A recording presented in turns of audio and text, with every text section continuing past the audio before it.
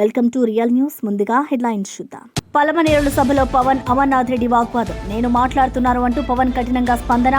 సభలో తాత్కాలిక ఉద్రిక్తత. ప్రసంగం కొనసాగించిన పవన్ అభివృద్ధి లక్ష్యమే మన ధ్యేయమని వెల్లడి.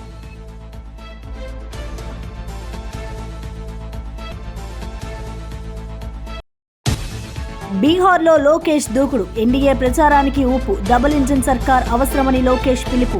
ప్రజల్లో మోదీ మంత్రదండం నినాదాలతో ఉత్సాహం వెల్లువ. ఎన్డీఏ విజయమే దేశ అభివృద్ధి భరోసా అని లోకేష్ వ్యాఖ్య.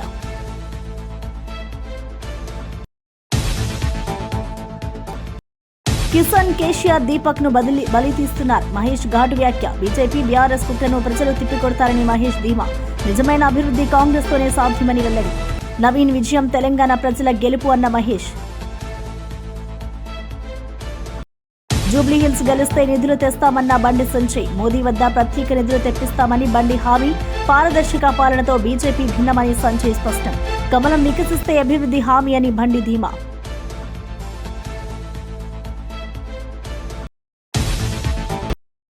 పోలీసులారా మోసపోవద్దు. కేటీఆర్ ఘాటు హెచ్చరిక. ఎన్నికల ముందు మోసం చేసిన వాడు రేవంత్ అన్న కేటీఆర్. పాక్షిక పాలనకు అండగా ఉండొద్దు అని పిలుపు. ప్రజాస్వామ్య రక్షణలో పోలీసుల పాత్ర కీలకమని వ్యాఖ్య. జూబ్లీహిల్స్ ఉప ఎన్నికల ప్రచారంలో సీఎం రేవంత్ రెడ్డి చేసిన వ్యాఖ్యలు ఇప్పుడు చర్చనీయాంశంగా మారాయి. హైదరాబాద్ ప్రెస్ క్లబ్ లో జరిగిన మీట్ ది ప్రెస్ కార్యక్రమంలో మాట్లాడుతూ కాంగ్రెస్ బీఆర్ఎస్ హయాంలో తెలంగాణ జరిగిన అభివృద్ధిని ప్రజలు తార్కికంగా పోల్చి చూడాలి అన్నారు. రాష్ట్రంలో వైఎస్ రాజశేఖర రెడ్డి చంద్రబాబు చూపిన అభివృద్ధి మార్గంలోనే తమ ప్రభుత్వం కూడా సాగుతుందని తెలిపారు. సీఎం కూర్చుని చూస్తేనే కేటీఆర్ హరీష్ రావు అసహనానికి గురవుతున్నారు. జూబ్లీహిల్స్ లో కేటీఆర్ ప్రచారం సినిమాలో ఐటెం సాంగ్ లా ఉంది అంటూ విమర్శించారు. బీజేపీ నేతలు తెలంగాణకు వచ్చిన కంపెనీలను గుజరాత్ కు తరలిస్తున్నారని ఆరోపించారు. ప్రజలు వాస్తవాలను అర్థం చేసుకుని జాగ్రత్తగా ఓటు వేయాలని రేవంత్ పిలుపునిచ్చారు. సినిమా స్టోరీ అంతా ఒకటి ఉంటుంది, ప్రేక్షకులను ఉత్తేజపరచడానికి ఐటమ్ సాంగ్ అని ఉంటుంది అప్పుడప్పుడు మధ్యలో. అలాంటిని ఆదర్శంగా తీసుకొని కేటీఆర్ గారు ప్రచారాలు చేసి కాంగ్రెస్ పార్టీ మీద దుమ్మెత్తడానికి ప్రయత్నం చేస్తున్నాడు. దుమ్మెత్తిపోయడానికి ఆయన ఎన్నికల ప్రచార సరళిని ఒకసారి గమనించండి. ఈ మధ్యకాలంలో వచ్చిన పుష్పలో శ్రీలీల ఐటమ్ సాంగ్ను చూడండి. ఏమైనా తేడా ఉందా? ఈ రాష్ట్రానికి నాయకత్వం వహిస్తానని చెప్పే నాయకుడి యొక్క ప్రచార సరళి పార్టీ జెండాను కండువాను గాల్లో ఇలా తిప్పుకుంటూ ఎవరు చేస్తారు ఇవన్నీ? అందుకే మా 10 సంవత్సరాలు 2004 నుంచి 2014 వరకు జరిగిన సంక్షేమము అభివృద్ధిని కొలబద్దగా తీసుకోండి, విశ్లేషించండి, ప్రశ్నించండి మమ్మల్ని. 2014 నుంచి 2026 వరకు ఆల్మోస్ట్ డిసెంబర్ 2023 వరకు వాళ్ళే ఉన్నారంటే ఆల్మోస్ట్ 10 years. 2 సార్లు రాజశేఖర రెడ్డి గారి నేతృత్వంలో ఏర్పాటు చేసిన మా ప్రభుత్వం, 2 సార్లు చంద్రశేఖరరావు గారి నేతృత్వంలో ఏర్పాటు చేసిన ఆ ప్రభుత్వాన్ని పోల్చండి. 16,000 కోట్ల రూపాయల మిగులు బడ్జెట్, 69,000 కోట్ల రూపాయల అప్పుతో మేము అప్పచెప్తే చంద్రశేఖరరావు గారు నాకు అప్పచెప్పేటప్పటికీ జీత భత్యాలు కూడా మొదటి తారీఖున ఇవ్వలేని పరిస్థితి. రిజర్వ్ బ్యాంకులో చేబదులు కింద 1,000 కోట్ల రూపాయల అప్పు, బ్యాంకుల్లో 8,11,000 కోట్ల రూపాయలు, కాంట్రాక్టర్ల బిల్లులు 50,000 కోట్లు పెండింగ్ పెట్టి, ఉచిత విద్యుత్ సంస్థలకు సింగరేణికి ఒక 30,000-35,000 కోట్ల రూపాయలు బకాయిలు పెట్టింది, ఉద్యోగ రిటైర్మెంట్ బెనిఫిట్స్ ఒక 10,000 కోట్ల రూపాయలు బకాయిలు పెట్టింది, లిక్కర్ సప్లై చేసిన సంస్థలకు ఒక 5,000 కోట్ల రూపాయల బకాయిలు పెట్టింది, ఫీజు రియంబర్స్మెంట్ ఒక 8,000 కోట్ల రూపాయల బకాయిలు పెట్టింది. ఈ రకంగా 1,29,000 కోట్ల రూపాయలు లెక్కకు దొరకని, చేతికి అందని అప్పులు నమ్మినోడి దగ్గరల్లా, ఇచ్చినోడి దగ్గరల్లా దొరికిన కాడికి దొరికినంత అప్పులు తీసుకొచ్చి మొత్తానికి 8 లక్షల కోట్ల పైచిలకు అప్పులతోనే రాష్ట్రాన్ని నాకు అప్పచెప్పిండు. నేను డిసెంబర్ 7 తారీఖు నాడు బాధ్యత తీసుకున్న తర్వాత అప్పటికి ప్రభుత్వ ఉద్యోగస్తులకు జీతాలు ఇవ్వలే. జీతాలు ఇద్దామని ఎత్తుకుతే డబ్బులు లేవు. ఏ ఒక్క పథకాన్ని కూడా చంద్రశేఖరరావు ప్రారంభించింది నేను రద్దు చేయలేదు. నేను అదనంగా సన్న బియ్యం ఇచ్చినా, రేషన్ కార్డులు ఇచ్చినా, ఉచితగా కరెంటు రైతులకు ఇవ్వడమే కాకుండా ఇండ్లకి 200 యూనిట్లు ఉచిత కరెంట్ ఇచ్చినా, 500 రూపాయలకు సిలిండర్ ఇచ్చినా, ప్రతి పథకాన్ని నేను అమలు చేసిన, అదనంగా చేసిన. ఏండ్ల నుంచి సమాజాన్ని పట్టి పీడిస్తున్నా. ఇక్కడ చాలామంది మిత్రులు ఉండొచ్చు, వర్గీకరణ మీద ఎవడైనా ఈ దేశంలో సాహసం చేసిండా? 35 సంవత్సరాల నుంచి ఎస్సీ వర్గీకరణ మీద పోరాటాలు చేసి పిల్లలు ప్రాణాలు కోల్పోయి ప్రాణం పెట్టి కొట్లాడింది. వర్గీకరణ సమస్యకు శాశ్వత పరిష్కారం చూపించి వర్గీకరణనే మొట్టమొదటి దేశంలో అమలు చేసిన రాష్ట్రంగా నేను మొదటి స్థానంలో నిలబడ్డా. 10 సంవత్సరాలు తెలంగాణ రాష్ట్రానికి రాష్ట్ర గీతమే లేదు. తెలంగాణ రాష్ట్రానికి రాష్ట్ర గీతాన్ని అందించిన తెలంగాణ ప్రజలకు తెలంగాణ తల్లిని, పేద ప్రజల యొక్క ఆత్మగౌరవమైన తెలంగాణ తల్లిని తెలంగాణ ప్రజలకు అందుబాటులోకి తీసుకొచ్చిన, స్కిల్స్ యూనివర్సిటీ తీసుకొచ్చిన, స్పోర్ట్స్ యూనివర్సిటీ తీసుకొచ్చిన, young India integrated residential schools తీసుకొచ్చిన, ఇవాళ వదిలేసిన హాస్పిటల్స్ని ఎర్రగడ్డ కావచ్చు, అల్వాల్ కావచ్చు, ఎల్బీ నగర్ కావచ్చు, వరంగల్ కావచ్చు వేగంగా పూర్తి చేస్తున్నారు. రేపు 6 నెలల్లో జూన్ 2, 2026 లోపల వాటి అన్నింటిని పూర్తి చేస్తాం. 100 సంవత్సరాల తర్వాత Yadava corporation chairman G Narasimha Yadav వైసీపీపై తీవ్ర ఆరోపణలు చేశారు. ఎన్టీఆర్ భవన్లో మీడియా సమావేశంలో మాట్లాడుతూ పరకామణి దొంగతో వాటాలు పంచుకున్న గజ దొంగలు వైసీపీ నేతలే అని దూసుకెళ్లారు. ప్రజల ధర్మస్థలమైన ఆలయాల డబ్బు దోచుకోవడంలో వైసీపీ నేతలు ముందున్నారని మండిపడ్డారు. భక్తుల విశ్వాసాన్ని దెబ్బతీసే విధంగా అవినీతి జరగడం దారుణమన్నారు. వైసీపీ ప్రభుత్వం పాలనలో దేవాలయాల పవిత్రత కాపాడడం లేదన్నారు. ఆధ్యాత్మికతను రాజకీయ లాభాలకు వాడుకుంటున్నారు అని ఆరోపించారు. ఇక భవిష్యత్తులో ఈ అవినీతి ఘటనలపై సంపూర్ణ విచారణ జరిపి బాధ్యులను శిక్షించాలని డిమాండ్ చేశారు. సిట్టు కూడా దానిపైన అందరినీ కూడా సమగ్రంగా కూడా విచారణ చేపట్టి అన్నీ కూడా బహిర్గతమవుతూ ఉన్నాయి. ఈ సందర్భంగా ఇదొకటైతే, ఇంకొక పక్క చూస్తే ఏదైతే శ్రీవారికి సంబంధించిన ఆడొక ఎంప్లాయ్ ఏ విధంగా శ్రీవారి హుండీ పరకామణి సంబంధించి లెక్క పెట్టే దాంట్లో ఏ విధంగా దోపిడీకి పాల్పడ్డాడు, ఏ విధంగా కోట్లాది రూపాయల యొక్క ఆస్తుల్ని కూడబెట్టుకోవడమే కాకుండా ఆనాటి పాలకులు వైవి సుబ్బారెడ్డి అంటామా, లేకపోతే కరుణాకర్ రెడ్డి అంటామా, లేదా సాక్షాత్తు ఆనాటి ముఖ్యమంత్రిగా పనిచేసిన జగన్మోహన్ రెడ్డి అంటామా, ఏదైతే శ్రీవారి యొక్క హుండీ దోపిడీలో కూడా ఏ విధంగా వాళ్ళు దోపిడీ దొంగలతోనే చేతులు కలిపి ఏ విధంగా ఆస్తులు ఏ విధంగా కైవసం చేసుకోవడం, ఏ విధంగా లోక్ అదాలత్లో పెట్టి ఏ విధంగా అనే విధంగా వాళ్ళు ప్రవర్తించడం, దానిపైన కూడా హైకోర్టులో ఏ విధంగా దానిపైన సమగ్ర విచారణ చేపట్టాలని కూడా ఇవి రావడం మనం చూసాం, ఆదేశాలు రావడం. తదనుగుణంగా కూడా పూర్తి స్థాయిలో కూడా పరకామణి విషయంలో జరుగుతూ ఉంది. దానికి సంబంధించి కూడా మళ్ళీ కూడా అబద్ధాలను పదే వల్లించే కార్యక్రమం. ఈరోజు ఒకటే సూటిగా ప్రశ్నిస్తూ ఉన్నాం. కరుణాకర్ రెడ్డి గారు ప్రతిరోజు ఏదో నీతి వాక్యాలు, ఏదో ఆయన యొక్క భావాలు, ఆయన యొక్క దీన్ని బహిరంగంగా కూడా మాట్లాడుతూ ఉంటారు.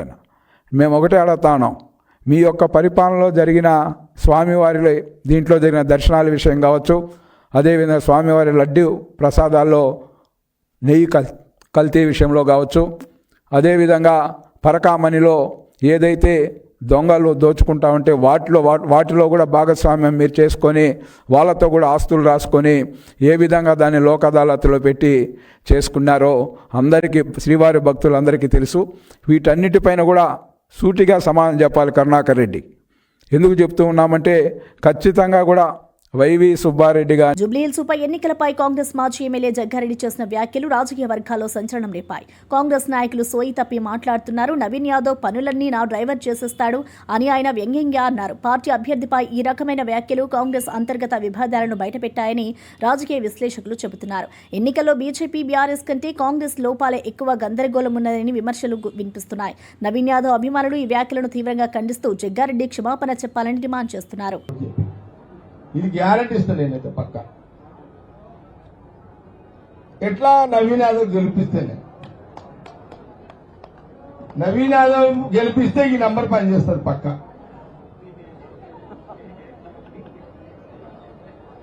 ఇది పక్క గ్యారంటీగా. జగ్గారెడ్డి మాట అంటే మాట. నంబర్ కూడా చెప్తున్నా, రాసుకోండి. నంబరు 630. అరే కరెక్ట్ నారా రే.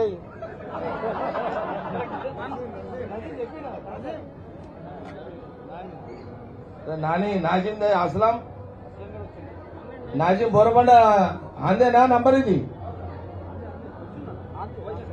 फोन मिलाओ पर उसको मिलाओ पहले.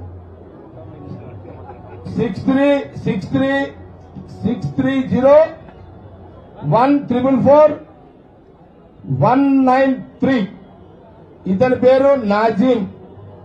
మదిరా నియోజకవర్గంలో సిపిఎం నాయకుడు సామినేని రామారావు హత్యపై స్పందించిన సిపిఎం జాతీయ నేత బివి రాఘవులు తీవ్రంగా మండిపడ్డారు. ఈ కాంగ్రెస్ ప్రభుత్వం దద్దమ్మ ప్రభుత్వం. హత్య జరిగి 9 రోజులు గడిచినా నిందితులను పట్టుకోలేదు. ప్రజాస్వామ్యంలో ఇది అత్యంత దుర్మార్గమన్నారు. హత్య చేసింది కాంగ్రెస్ నాయకులేనని మేము చెబుతున్నాం. దీనిపై న్యాయమైన విచారణ జరిపి నిందితులను కఠినంగా శిక్షించే వరకు ఈ ప్రభుత్వాన్ని వదిలిపెట్టామని హెచ్చరించారు. తెలంగాణలో ప్రజాస్వామ్య విలువలను కాపాడాల్సిన బాధ్యత కాంగ్రెస్ నాయకులు మర్చిపోయారని అన్నారు. సామినేని రామారావు హత్య కేసులో న్యాయం జరిగే వరకు పోరాటం ఆపం అని బివి రాఘవులు స్పష్టం చేశారు. పోలీస్ శాఖ వారు, హోంమంత్రి వీళ్ళందరూ చెప్తుంటారు, దొంగల్ని గంటలోనే పట్టుకున్నాం, దోపిడీ చేసిన వాళ్ళని రోజులోనే పట్టుకున్నాం అని చెప్పేసి రోజు పేపర్లో చెప్తుంటారు. మరి 9 రోజులైనా ఏం చేస్తున్నారు? ఈ ప్రభుత్వం ఏం చేస్తుంది? బట్టి విక్రమార్క గారు ఏం చేస్తున్నారు? CM, home minister, chief minister గారు ఏం చేస్తున్నారో రాష్ట్ర ప్రజలకి, తెలంగాణ ప్రజలకి సమాధానం చెప్పాలని చెప్పేసి నేను కోరుతున్నాను. మేము చెప్తున్నాం, ఇక్కడ రాజకీయంగా హత్య జరిగింది, కాంగ్రెస్ వారే ఈ హత్యకి పాల్పడ్డారని చెప్పేసి మేము చెప్తున్నాం. కాదని చెప్పుకోవాల్సిన బాధ్యత, కాదని రుజువు చేసుకోవాల్సిన బాధ్యత మీది, ఈ గ్రామస్తులదే కాదు, ఉప ముఖ్యమంత్రిది, ముఖ్యమంత్రిది అని చెప్తున్నాం.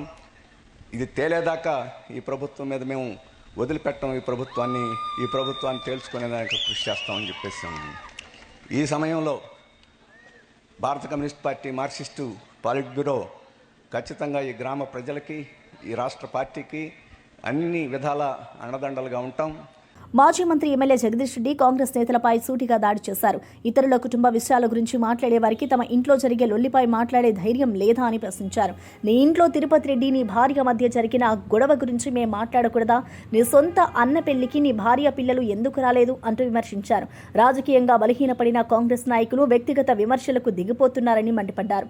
ప్రజలు ఈ నాటకాలకు మోసపోరని, జూబ్లీహిల్స్ ప్రజలు నిజమైన అభివృద్ధి కోరుకుంటున్నారని పేర్కొన్నారు. కాంగ్రెస్ కపట రాజకీయాలకు ముగింపు పలికే సమయం వచ్చిందని ఆయన పిలుపునిచ్చారు. చెప్పు సమాధానం. నీ సొంత అన్న కూతురు పెళ్ళికి నీ సొంత కుటుంబ సభ్యులు, నీ భార్య, నీ కూతురులే కదా నీ కొంత కుటుంబ సభ్యులు, ఇంకో పోలేదు. ఎందుకు మాట్లాడాలి వ్యక్తిగత విషయాలు, కుటుంబ విషయాలు? ఏం అవసరం? నువ్వు ఒకటి మాట్లాడితే ఇంకోటి వస్తుంది కదా.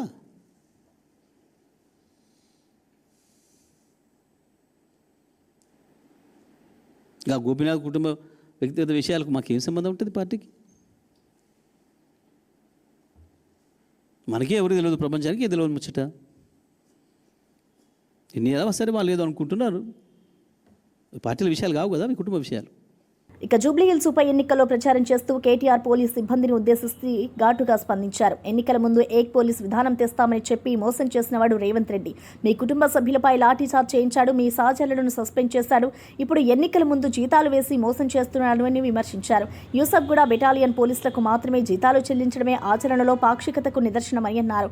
ఇలాంటి అరాచక ప్రభుత్వానికి అండగా ఉండొద్దు, మీ స్వభాభిమానం కోసం, ప్రజాస్వామ్యం కోసం నిలబడండి అని పిలుపునిచ్చారు. కేటీఆర్ వ్యాఖ్యలకు బీఆర్ఎస్ కార్యకర్తలు చప్పట్లతో హర్షధ్వానాలు చేశారు. మీకు కూడా మోసం చేసిండు, మోసం చేసి మీ కుటుంబ సభ్యులను కొట్టించిండు పోలీసులతో. 30 మందిని సస్పెండ్ చేయించిండు. ఇలా ఎలక్షన్లు ఉన్నాయి కాబట్టి యూసుఫ్ కూడా బెటాలియన్ లో ఉండే పోలీసు వాళ్ళకు మాత్రం సంవత్సరం జీతం బాకీ ఉంటే ఆ పైసలు వేసిండు, మిగతా వాళ్ళకు మాత్రం ఇస్తలేడు. ఇట్లాంటి మనిషిని నమ్ముదామా? మా పోలీస్ అన్నలు కూడా ఆలోచించాలని నేను కోరుతా ఉన్నా. ఇక్కడికి విచ్చేసిన పోలీస్ సోదరులను కూడా నేను కోరుతున్నా.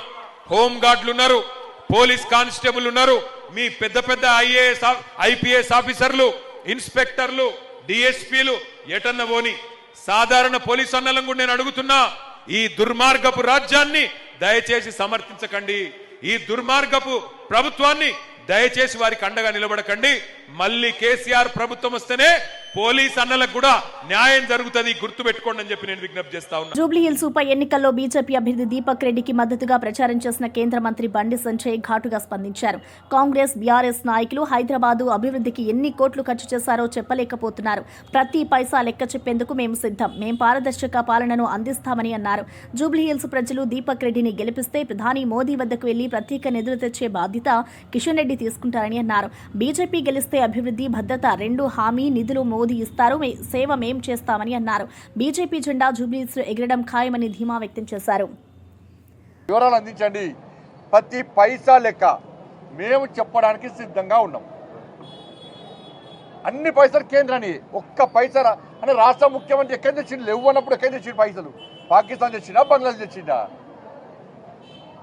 సరే కేసీఆర్ అన్నప్పుడు అప్పుడు దొంగ నోట్లను పెట్టిన వచ్చు అన్న దొంగతనం చేసిన వచ్చు మరి రాష్ట్ర ముఖ్యమంత్రి ఇప్పుడు అభివృద్ధి చేయడానికి పైసలు ఎక్కడి చేస్తాడు ఫీజు రియంబర్స్మెంట్ లేదు ఆరోగ్యశ్రీ లేదు పెన్షన్దారులకు పైసలు లేవు రిటైర్మెంట్ అయిన ఉద్యోగస్తులకు పైసలు లేవు ఉద్యోగాలు చేయడానికి పైసలు లేవు సంక్షేమ పథకాలు అమలు చేయడానికి పైసలు లేవు గ్రామ పంచాయతీలకు ఒక్క పైసా ఇయ్యలే ఎక్కడి చేస్తాడు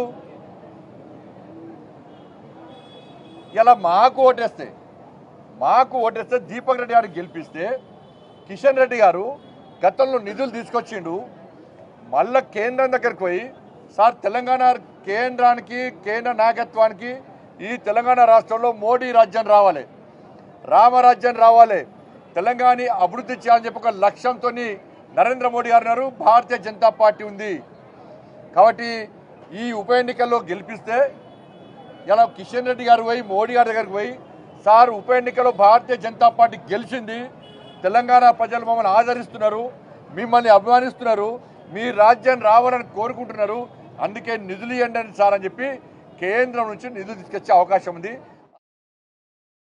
టీపీసీసీ అధ్యక్షుడు మహేష్ కుమార్ గౌడ్ జూబ్లీహిల్స్ ఉప ఎన్నికపై తీవ్ర వ్యాఖ్యలు చేశారు. బీజేపీ అభ్యర్థి దీపక్ రెడ్డి, కిషన్ రెడ్డి, కేసీఆర్ ఇద్దరూ బలి చేస్తున్నారు. ప్రజల అభిమానం గెలుచుకోవడానికి వీరిద్దరూ నాటకం ఆడుతున్నారు అని మండిపడ్డారు. బీఆర్ఎస్కి ఓటు వేసినా, బీజేపీకి ఓటు వేసినా అది నోటాకు వేసినట్లేనని స్పష్టం చేశారు. ప్రజలు నిజమైన అభివృద్ధి కోరుకుంటే కాంగ్రెస్కే ఓటు వేయాలని విజ్ఞప్తి చేశారు. తెలంగాణలో సంక్షేమం, సామాజిక న్యాయం, సమాన అభివృద్ధి సాధ్యమయ్యేది కాంగ్రెస్ ప్రభుత్వంతోనే అని పేర్కొన్నారు. ప్రజల మద్దతుతో నవీన్ యాదవ్ గెలిచి కాంగ్రెస్ జెండా ఎగిరాలి అని ఆయన పిలుపునిచ్చారు. సభలో కాంగ్రెస్ కార్యకర్తలు పెద్ద ఎత్తున పాల్గొన్నారు.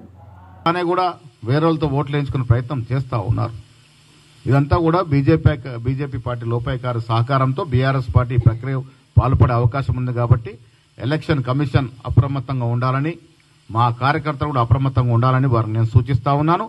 రాహుల్ గాంధీ చేపట్టినటువంటి ఈ కార్యక్రమం నవంబర్ మాసంలో రాష్ట్రపతిని కలిసేటువంటి కార్యక్రమం ఉంటుంది.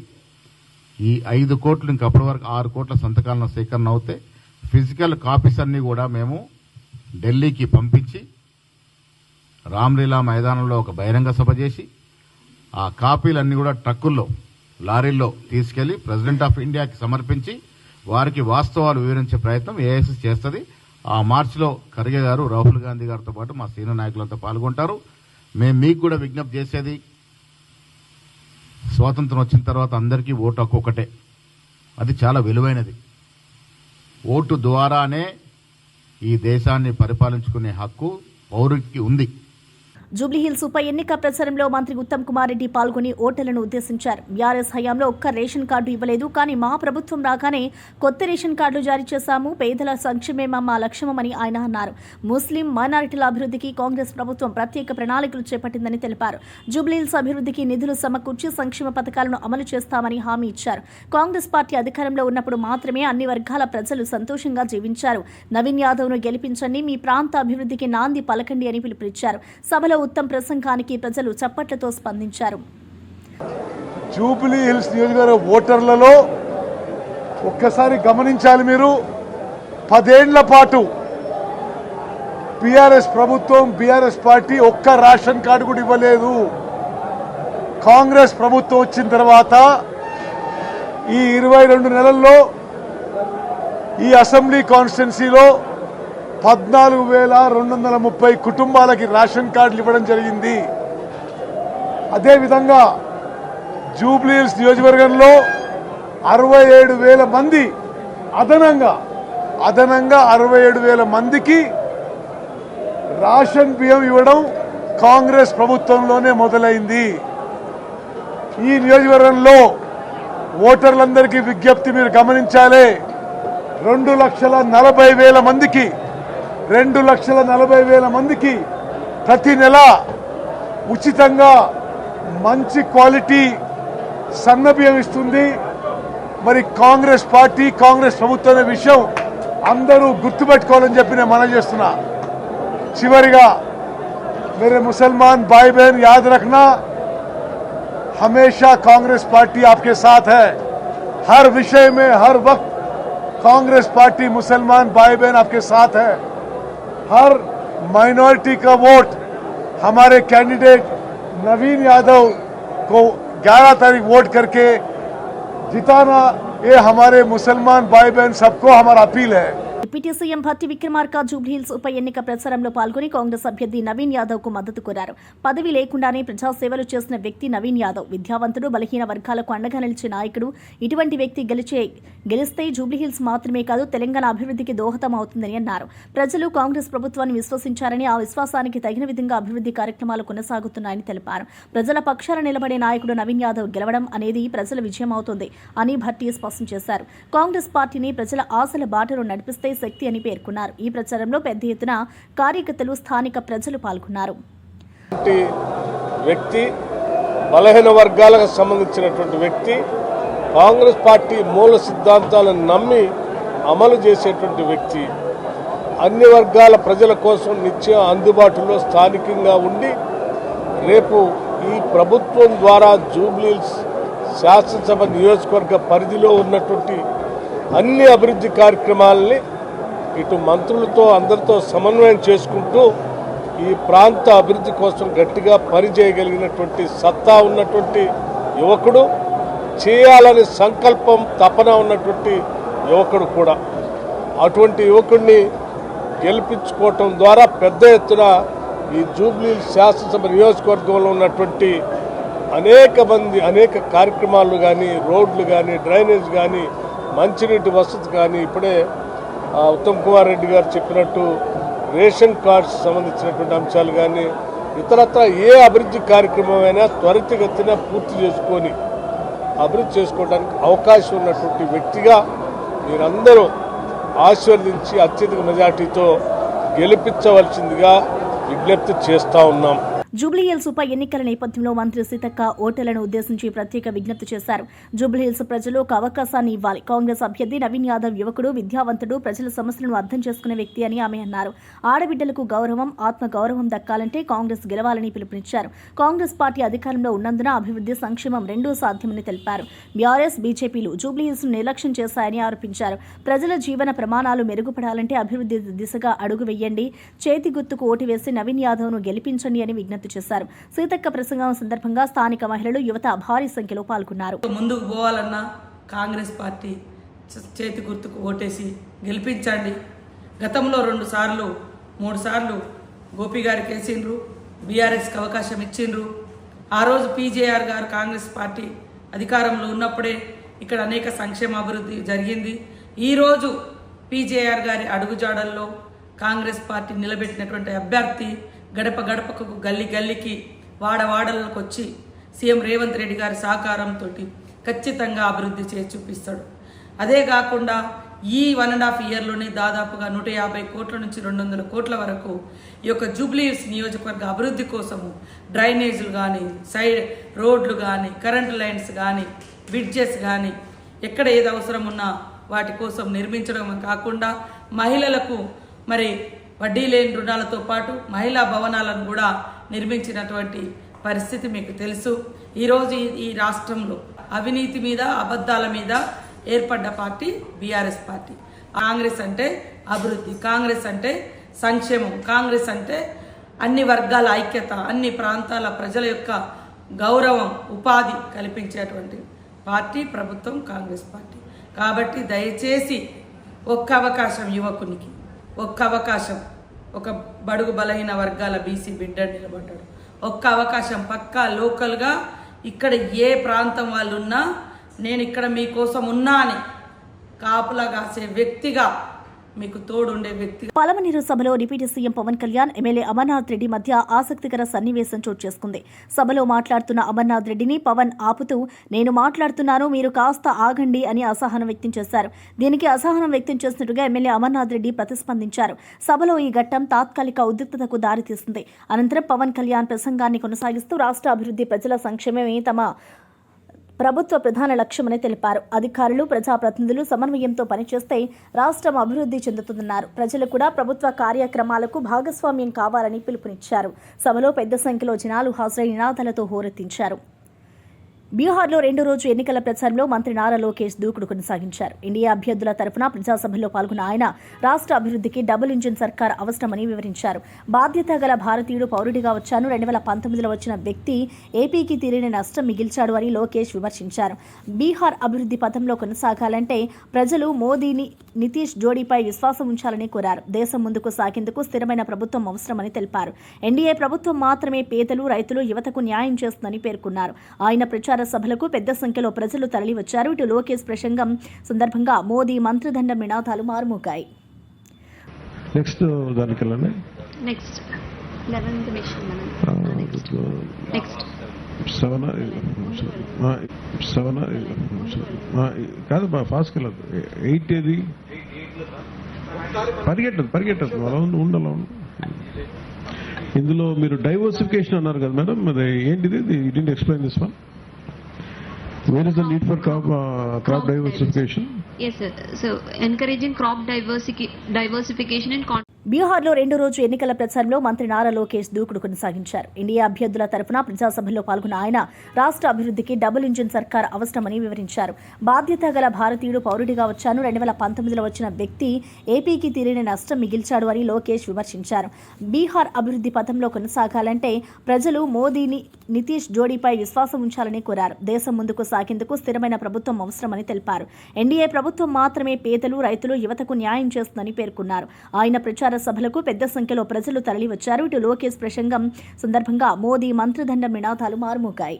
इसलिए यूथ को मैं अपील कर रहा हूँ कि एनडीए को एक और टर्म देना है और बिहार को डेवलप्ड नेशन की तरफ देखना है. और प्रधानमंत्री साहब भी कल स्पीच में बोले थे कि बिहार में स्टार्टअप बिहार होना है या हैंड्स अप बिहार होना है. सो आंध्र राष्ट्र में एनडीए सरकार जो नरेंद्र मोदी जी की लीडरशिप में हमारा मुख्यमंत्री Chandrababu Naidu ji one house one entrepreneur का मॉडल लेके जा रहे हैं. माइक्रो होने दो, स्मॉल होने दो, मीडियम होने दो, 10,000 रुपये का भी बिजनेस होने दो. माइक्रो एंटरप्रेन्योर्स को कैसे प्रमोट करना है, उनको आगे कैसे लेके जा रहे हैं. वन हाउस वन एंटरप्रेन्योर के स्लोगन से हम चल रहे हैं. बट मेरे को एक शॉक मिले थे कल. सब लोग बोल रहे हैं इधर के एक party one house one government job बोल रहा है. वो कैसे होगा? It is impossible. So practical promises देखना है. जो भी प्रोमिसेस हम कर रहे हैं वो इम्प्लीमेंटेबिलिटी को भी देखना है. सो इसलिए appeal to the youth of Bihar, it is very important to continue to support the NDA government here. And as NDA, TDP is a partner. We are all working together, and only strong states make strong nation. And if India has to be Vikasit Bharat, the role of Bihar is very, very critical in it. And development of Bihar is very, very important for India at large. So as an Indian, I've come here to appeal to the... ముగించే ముందు headlines మరోసారి చూద్దాం. పలమనేరుల సభలో పవన్, అమర్నాథ్ రెడ్డి వాగ్వాదం. నేను మాట్లాడుతున్నారు అంటూ పవన్ కఠినంగా స్పందన. సభలో తాత్కాలిక ఉద్రిక్తత. ప్రసంగం కొనసాగించిన పవన్, అభివృద్ధి లక్ష్యమే మన ధ్యేయమని వెల్లడి.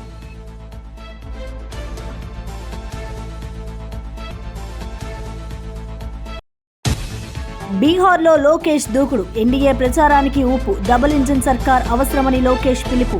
ప్రజల్లో మోదీ మంత్రదండం నినాదాలతో ఉత్సాహం వెల్లువ. ఎన్డీఏ విజయమే దేశ అభివృద్ధి భరోసా అని లోకేష్ వ్యాఖ్య.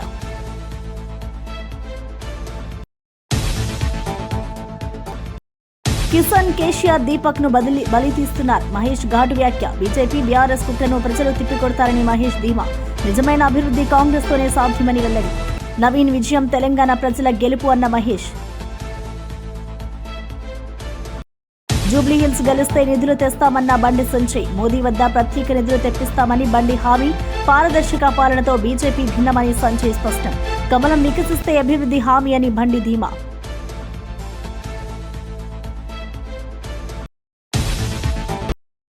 పోలీసులారా మోసపోవద్దు. కేటీఆర్ ఘాటు హెచ్చరిక. ఎన్నికల ముందు మోసం చేసిన వాడు రేవంత్ అన్న కేటీఆర్.